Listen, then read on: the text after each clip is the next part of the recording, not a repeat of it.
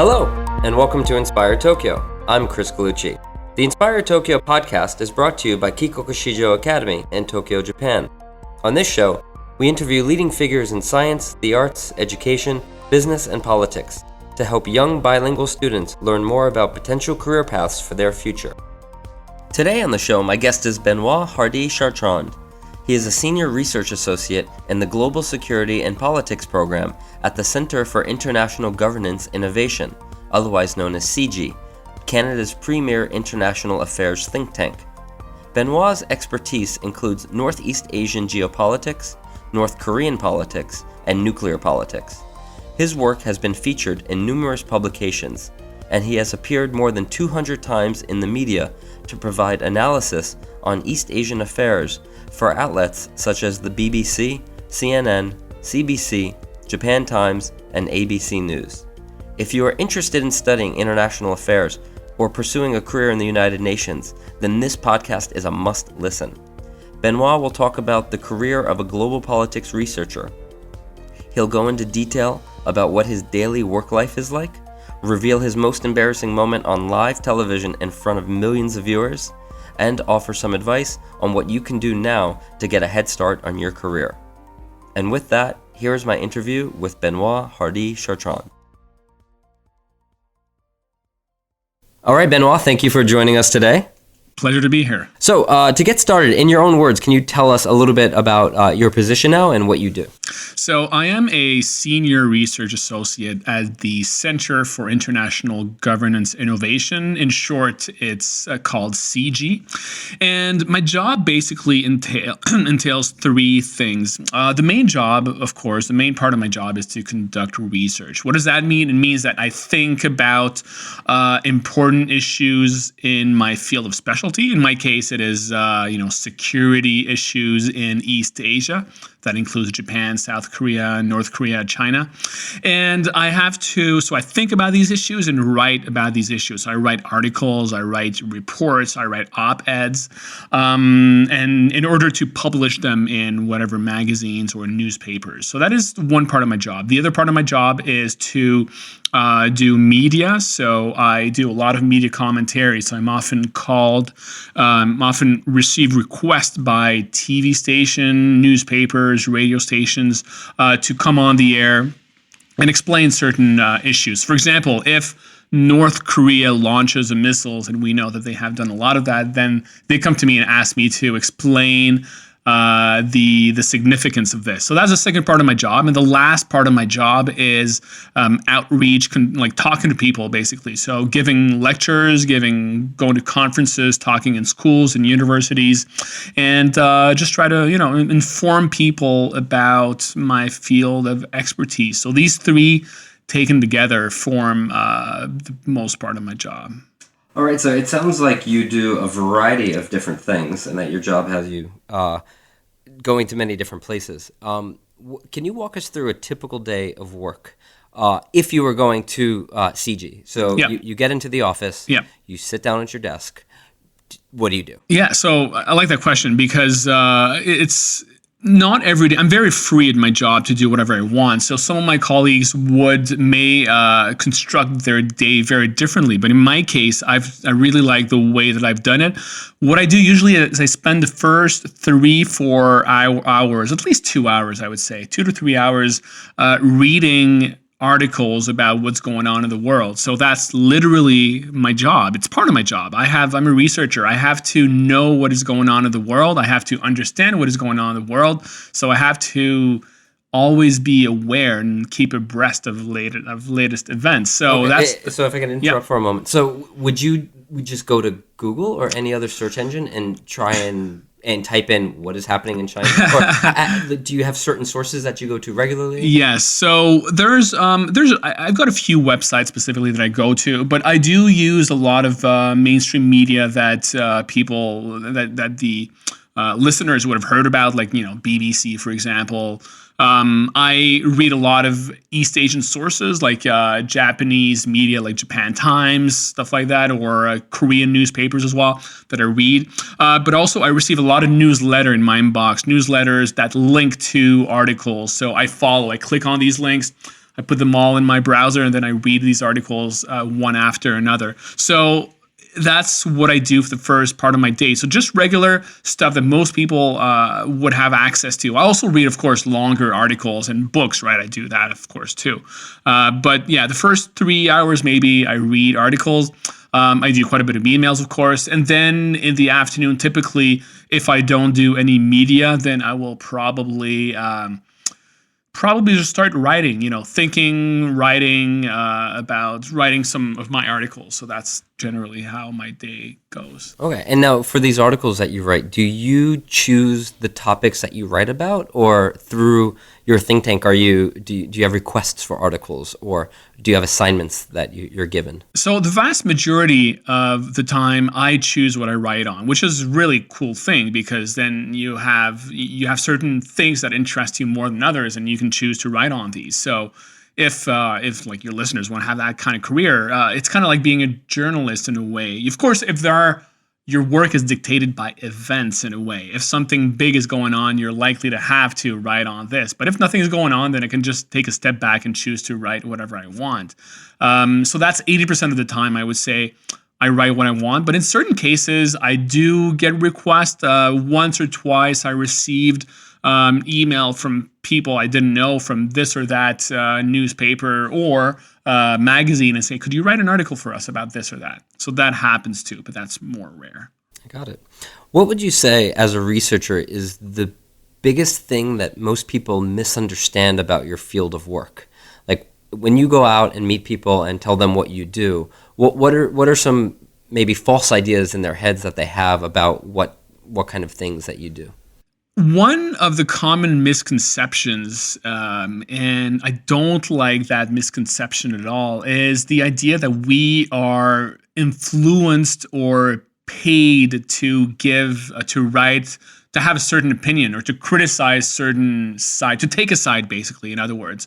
It is true that there are some think tanks, especially in the United States, where they have some clear ideological or clear opinions that they follow. They're very partisan, in other words.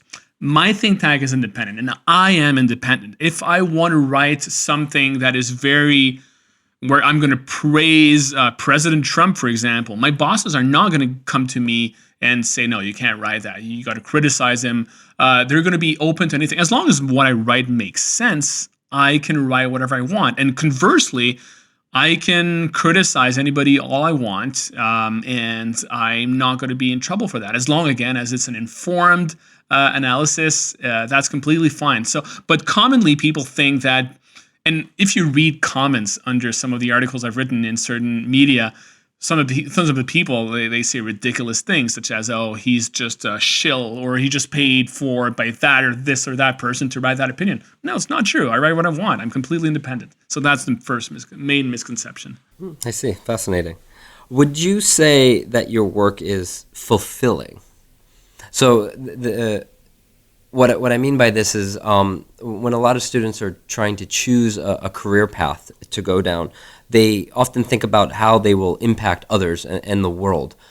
Do you think that you have been able to do that, or will continue doing that in a career in international affairs? Yeah, it's obviously hard to quantify, to understand exactly what impact you have in the world. I do hope that my work has had an impact.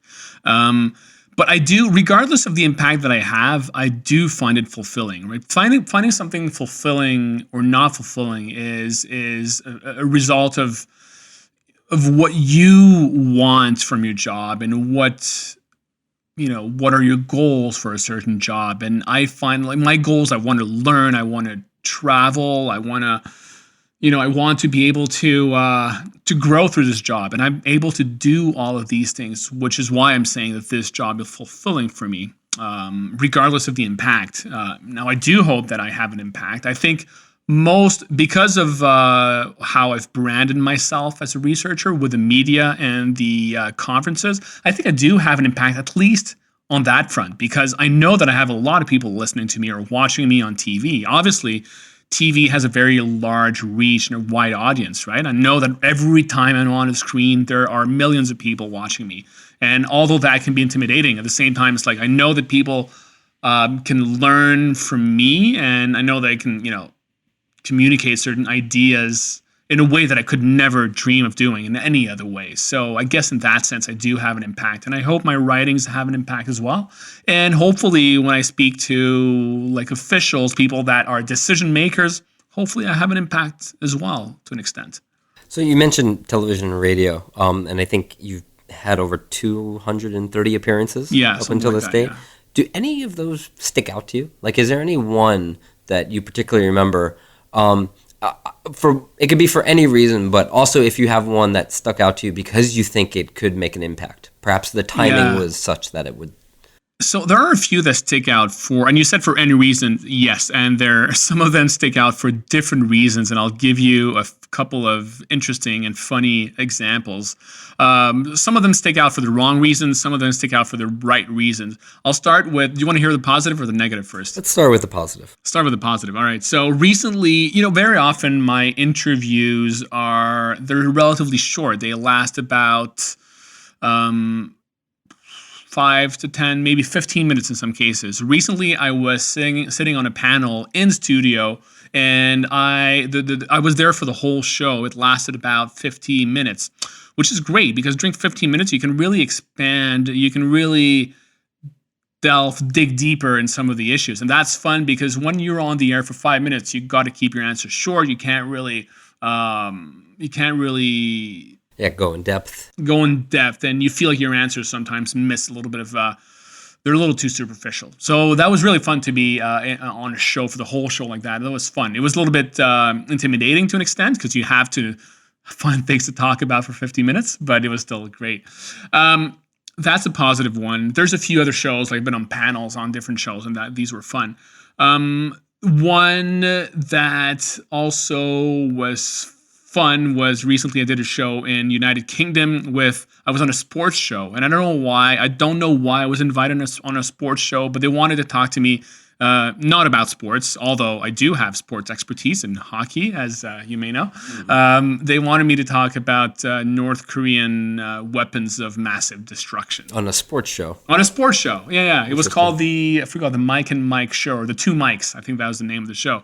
And it was very interesting because their questions were not the usual questions. They were asking questions that from perspective of two guys who know nothing about that. They were not, they're not typical journalists, if you will. So that was really fun to be on a different show, respond to different questions. That was another positive. Do you want to hear about some negatives now? Sure. Give us one your best negative. I'll give you at least two. I'll give you two negatives if you don't mind. We'll keep it short. One of them was I was on a show that was maybe about a year ago. I was giving an interview about relations between Canada and Japan. Talking about, because of the new Prime Minister, Justin Trudeau, was visiting Japan. And before the interview, I told them, please do not ask me about the economy. I'm not an economist. I am a political scientist. I am a policy expert. And what do? Well, the first two questions of the interview are on the economy. And you can see me. The interview is still on the internet. You can find it. You can see my face. Like, what am I going to answer now? I think I managed to give a decent answer. I remember I was reading an article just before the interview, and I was able to bring back two or three statistics that I remembered from the article, and I managed to sound okay. But it was a nerve-wracking experience to be asked questions for which you don't have the answers. That was one bad experience. Another bad one, that was about a year ago also. I was given an interview on the Philippines and the United States. And during the middle of the interview, I had something stuck in my throat, and I couldn't talk anymore. And that was live. You have to remember that was live on TV. So there's no escaping that. Mm-hmm. And so it's funny because I kind of cleared my throat, and that thing went away, but it came back immediately. I cleared my throat again, and it came back with all of its friends. And then at that point, I just couldn't talk anymore. And I started coughing and coughing and coughing. I was like, excuse me, this isn't working. And the anchor was like, oh, it's okay, it's fine. But still, it's super embarrassing. They may tell you it's fine, but that was a very embarrassing moment. It happens to everyone. It happened to everyone who does live TV. It's just part of the game. Right. After appearing so many times, you're kind of throwing the dice. It's bound to happen, yeah. Right. Okay. Kind of a fun question now. So right now, 2018 is there's a lot happening in the world and in the world of international affairs. And so it could be quite exciting for you. I'm sure you would agree with that. But if you could go back in time, in history, to do the work that you do today, international affairs, what point in history would you like to travel back to and why? That's a great question. I would say I'll give you a few periods, not only one point. Probably the number one I would say would be 1939, just before World War II, when World War II was erupting, because that's obviously a moment that changed history. And I think a lot of people back then, it would have been very interesting to look at the rise of Hitler in Germany, and see it rise like this, and see what countries were trying to appease Germany, what countries were, on the other hand, trying to combat to fight against the rise of Germany. That would have been a very interesting period, I think, to be doing the job that I'm doing. And the other one I can think of is 1989, at the fall of the Berlin Wall. That was the end of the Cold War. And that was a very interesting moment, because at that point, the world that had been bipolar, two major superpowers up till then, United States and the Soviet Union, suddenly the Soviet Union, 1991, the Soviet Union collapsed, and suddenly the United States were the only superpower in the world. And that was a moment of great chaos or hope, depending on what side you're looking at it. But that must have been a very interesting period, and I would have loved to do that job at that point. And finally, because I'm an East Asia guy, maybe 1950, when the Korean War erupted. Yeah. Fascinating answers. Okay, another going back in time question. So I know you're not the type of person to live with regrets, but if you could go back and give your younger self some advice on something you could have done differently to make perhaps your career path smoother, or have it go in a different direction, or have more of a competitive advantage now, what would you say to yourself? Yeah, that's a hard question to answer, because I don't tend to have a lot of regrets, and I think all the experiences that I've had prior to starting my career have been helpful, and have helped build the person that I am today, even with all the mistakes that I've done. So it's hard for me to think about things I could have done differently, or, because if I were to give an advice to the listeners, to people listening to this, is take your time and don't worry if you don't know what you want to do with your life. That's one thing. I don't think I would give that advice to myself, because I was already not worried back then. But I know a lot of people may be worried about what they are going to do with their lives. As for me, I am 37 now, but I didn't really figure out what I would do before, believe it or not, in my late 20s. Before that, I was playing music, and I wanted to be a rock star for many, many years, but that was not a very realistic goal. But as far as the current career that I'm doing in international affairs, I never really figured that out until my late 20s, like I said, like somewhere during my studies. It took me a long time. I started studying what I studied even without knowing what I was going to do with it. I see. And so for the junior high school and high school listeners out there that are seriously considering a career in international affairs, you mentioned advice to young people. What advice would you give them? What could they do, even from junior high, to kind of prepare for that life? There are a few things I could mention, and so a few of them are going to sound like they are obvious pieces of advice, but it's important to reiterate them, to repeat them. A few of them. So one of them is to, as early as possible, start learning different languages. That's a given. International affairs career require being fluent in as many languages as you can. You still can do it without many languages, but it's going to be a huge advantage for you if you know various languages. The other thing, too, is make sure as much as possible, or do all in your power to study abroad, to do an exchange program abroad. And that is going to change your perspective. It completely changed my life. If I'm only talking about myself, I did an exchange program in South Korea. My university was based in Canada, but I did an exchange for 1 year in Korea, and that really put me on the path that I'm on today. This exchange was fantastic for so many reasons. Met so many great friends who are still great friends today. Learned so many things. Opens up your mind. It broadens your horizons and your perspectives. You learn things that you would have never done at home. So study abroad experience changes everything. So I truly recommend that to the people who are listening to us. As a follow-up to that, so you were based in Canada and did the study abroad experience in Korea. Those are two countries that are very far away from each other, that have very different cultures and languages. Would you say that the impact it had on you was greater because of those differences? Would you suggest to people to go somewhere that's very far out of their comfort zone? I would say so. And that's a good point and that's actually one of the reasons that I chose Korea. The vast majority, when I was doing my undergrad, the vast majority of my friends were going to study in the US or in France, a lot of them, since I studied in French.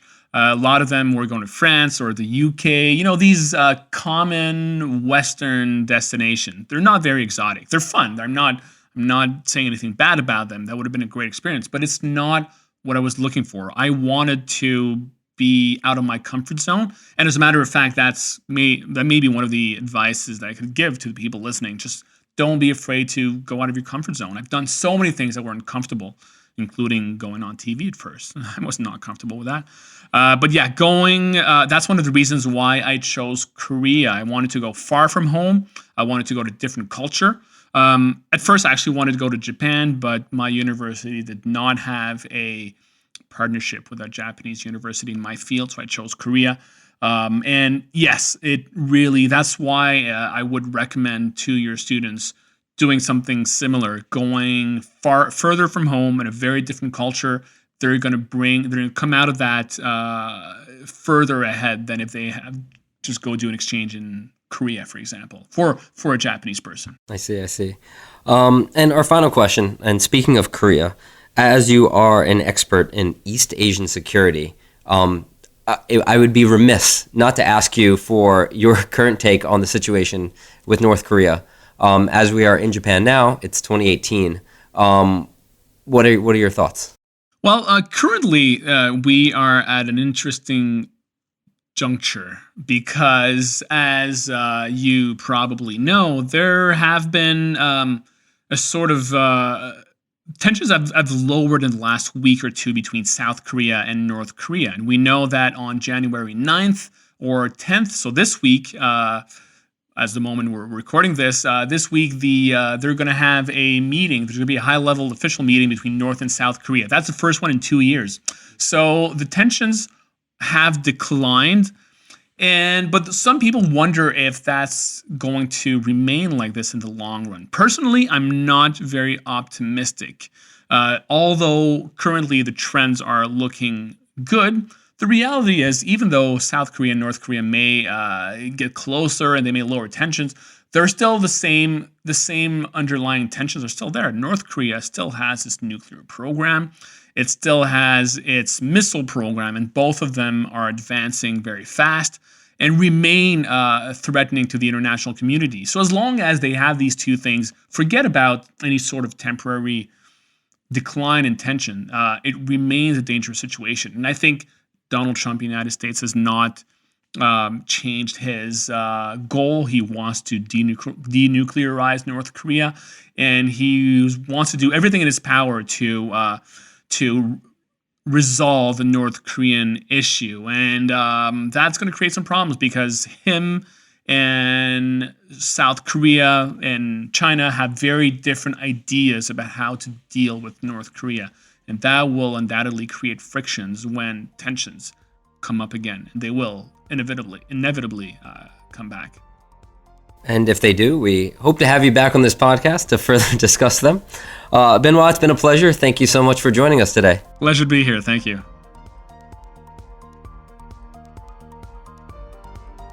All right, and there you have it. Thank you, everyone, for listening today. I'd love to hear from you, so please send your comments, thoughts, or questions, or just say hi at hello@inspiretokyo.com. If you enjoyed what you heard today, please share it with a friend. We are always looking for new listeners.